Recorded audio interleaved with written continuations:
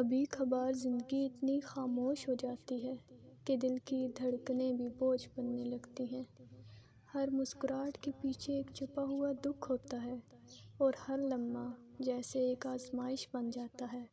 ایسے وقت میں انسان سوچتا ہے، کیا واقعی کوئی ہے جو میری حالت کو جانتا ہے؟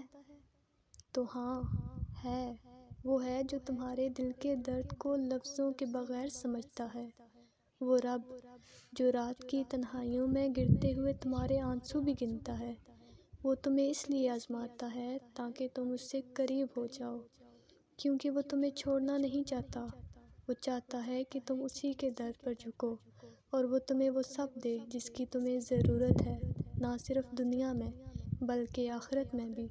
تو یاد رکھو، جو اللہ سے جڑ گیا وہ کبھی ٹوٹا نہیں، جو اللہ پر رویا وہ کبھی خالی ہاتھ نہیں لوٹا، جو اللہ پر بھروسہ کرتا ہے وہ کبھی مایوس نہیں ہوتا۔ اگر تمہیں لگتا ہے کہ تمہاری دعائیں نہیں سنی جا رہی، تو جان لو کہ رب خاموشی میں بھی جواب دیتا ہے۔